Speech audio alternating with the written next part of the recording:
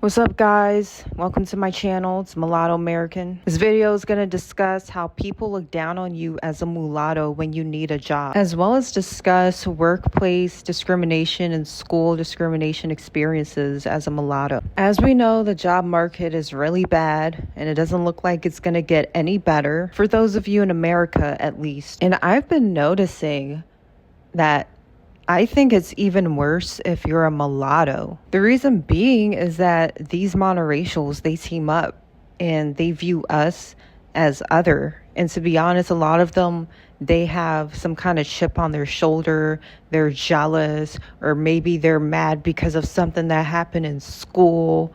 Like they saw a mulatto who looked good, who had, a nice hairstyle, kept herself together, and then they imagined that she went around saying all these things that she never said.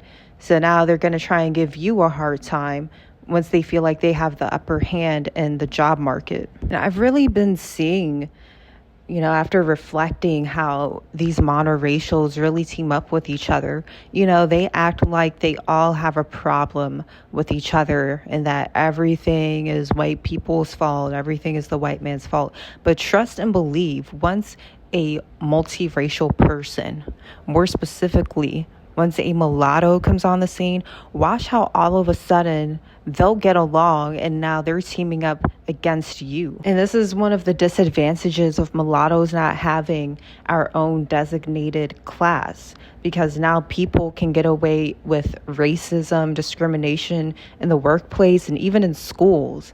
And how are we supposed to bring it up? Because if you say, oh, well, they're doing this because you're a mulatto, then they're going to say, well, that's a slur. Now you sound like the racist one.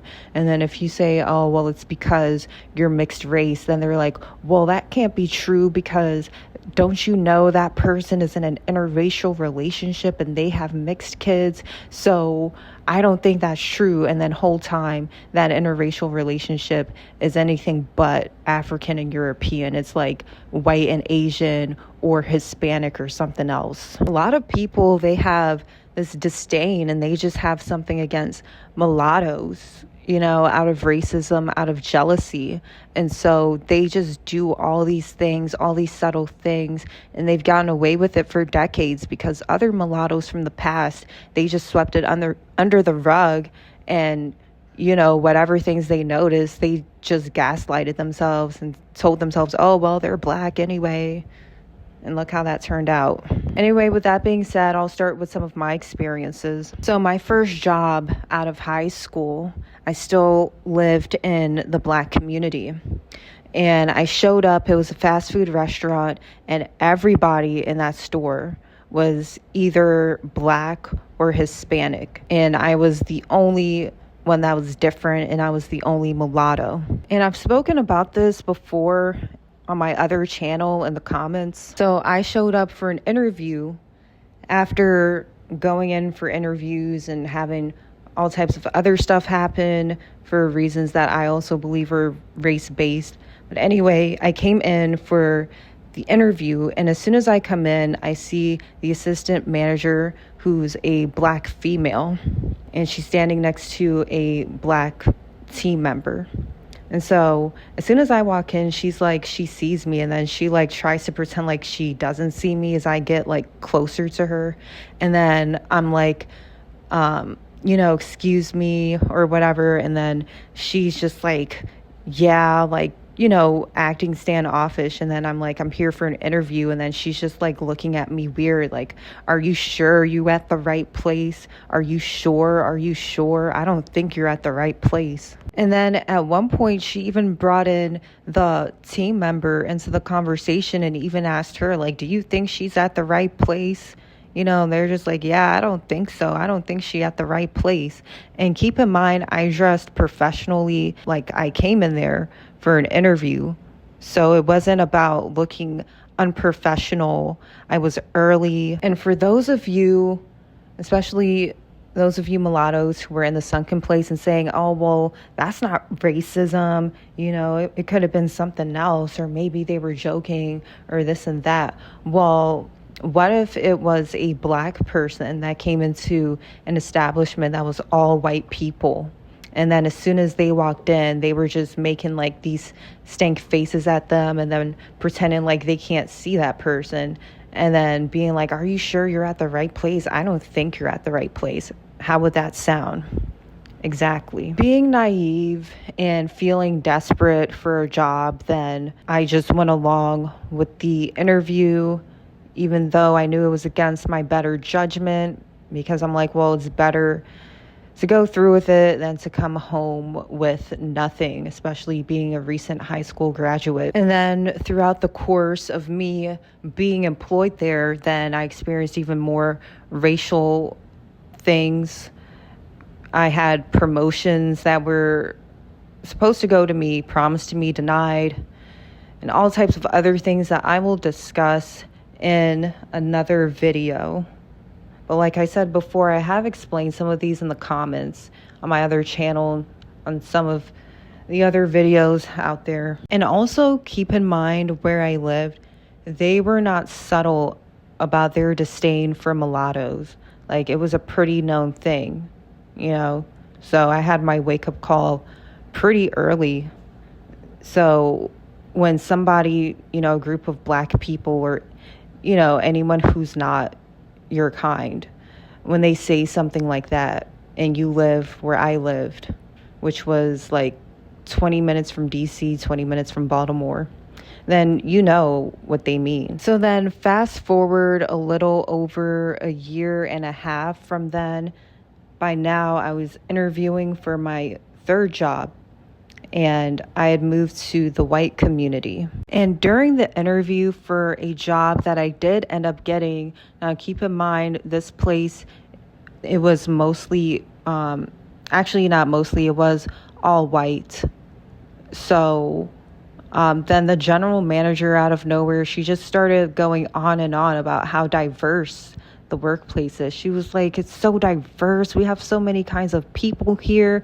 And then she would just like start stuttering over her words and then like looking at me. And then she would like go back to talking about how diverse it is. And then she would be like, I mean, like, we have people with tattoos, we have people with piercings, we have people that dyed their hair. Like, we have all kinds of people here, and it's just so diverse.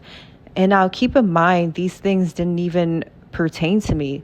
Like, I didn't have any tattoos, still didn't dye my hair, and I didn't really have that many piercings. I had like a few on my ear and then one on my eyebrow. And then for a different interview, I was in that same store, and the person interviewing me was a white female. So we were sitting at a table across from each other. Then I saw this other white female. She was fat, and turns out that she was going to end up being one of my coworkers because she worked at that store that we were having the interview at. But anyway, I noticed like every time the interviewer would ask me a question, when I would answer the question, then the fat white female, then she would just make this face and then start shaking her head. And it's like, first of all, why are you even listening in on my interview? Don't you have something better to do? And like I said, we ended up being co-workers. So it's like she did all that for nothing. And you guys know that face I'm talking about that white people do when they kind of like not like purse their lips, but you know, they bring their lips in and make it look even thinner than it already is, like a whelp kind of expression, and then would shake her head. And just like I said in a previous video, these monoracials, they really monitor you. You know, they monitor you, they watch you, they want to eavesdrop and be all up in your business, you know, and they don't like to see you succeed because, you know, deep down they know it's inevitable, you know. We're mulattoes, and, you know, being attractive, then of course they're going to have a problem with you, especially certain demographics. And I knew this back then, what was going on.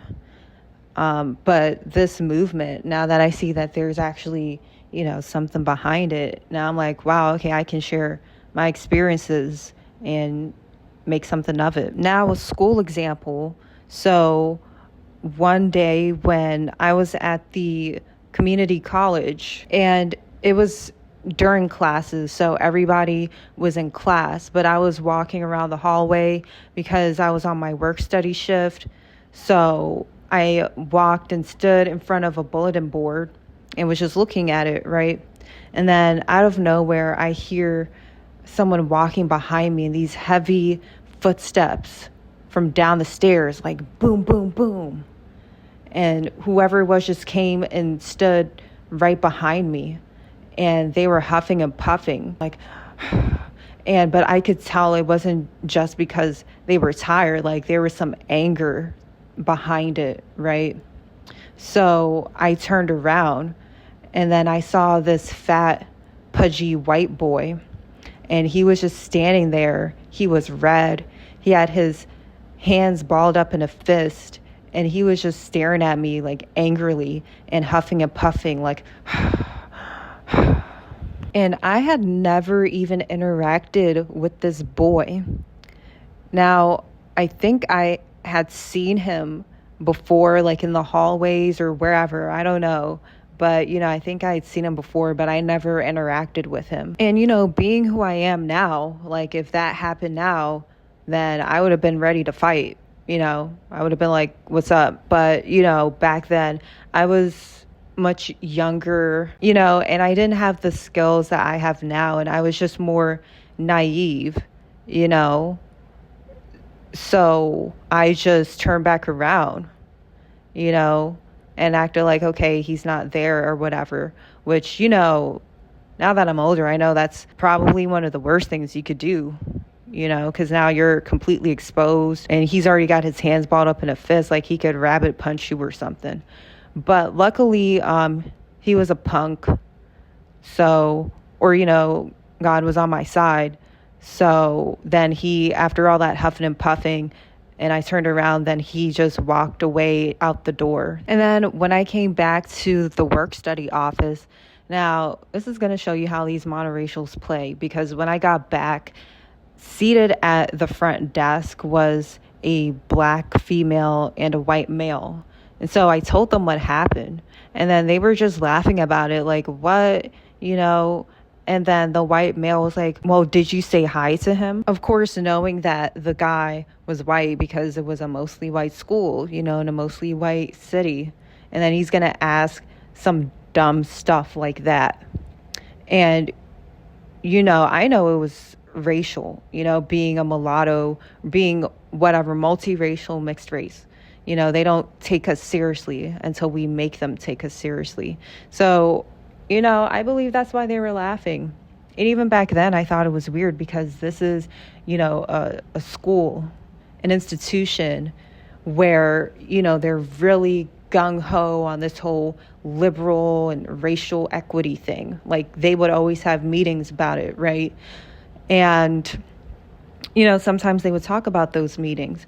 And so I know that if it had been a black person or any other monoracial, what they call minority person who told this story, I know they would have had a different approach. They would have been like, oh my gosh, asking, well, was he white or what was his race? And, making it racial and saying, oh my gosh, this sounds like harassment. This is racial bias. This is a racial hate crime, but because it's a mulatto, then they're not going to take it seriously. A mulatto woman, they're not going to take it seriously. All they had to offer were chuckles and laughs and some dumb question. And I'm sharing these stories, and I think it's good for other people to share their stories as well, because the mulattoes are a real group. We do have real personal human experiences. And these experiences just work to highlight that we are different, and that people view us as different, and that we do have our own experiences, but until anyone speaks out about it, then they're just going to see us as other or group us in with people who were perpetuating racism against us. And, I really think as a mulatto class, Like, we should really have some kind of like stop the hate or some kind of like hotline, where we can go and report workplace harassment, discrimination, and school harassment and discrimination. Because I know like other people have it, even other mixed race people. Like I saw the Asians or the half Asians, whatever, like they have one of their own. So, and another key takeaway is this city, the mostly white city, it's considered progressive and liberal, and like it's not that racist, I guess, depending on who you talk to. Like apparently has a history of racism against like black people, but now it's changing. But yeah, like if you were to come here, you would be under the illusion that it's so welcoming and blah, blah, blah, right? And then especially in the schools, right? Because they do all that performative liberal stuff. But then I notice when they talk about diversity and all of these initiatives and, being aware that they're talking about monoracials, they're talking about blacks, Asians, Hispanics, you know what I'm saying, Indians, Arabs. They're talking about the monoracial people. They're not talking about us, because they use the one drop rule heavy around here, and especially in liberal institutions. This is the same place where they call the area that's open to everyone, where you can go sit down and study or talk. They call that the multicultural center. And you have to wonder, why is it called the multicultural center? Is it because it's open to everyone? So is that like some new invention? Is that like so extraordinary for you all to say, wow, everyone can come here and sit down, we better call it the multicultural center? But then I go there and I'm like, it has nothing to do with being multicultural. So I'm like, why does it even exist? Like, why is it called that? What does it do for multicultural or multiracial people?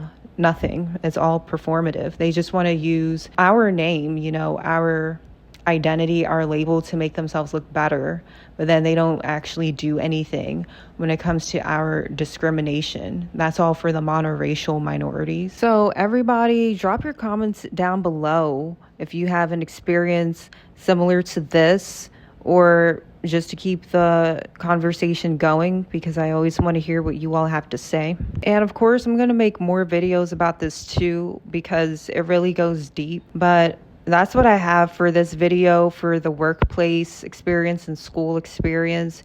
If you like this content and want to hear more from the mixed race perspective, be sure to share this video, like, and hit that subscribe button, and I'll see you guys in the next one.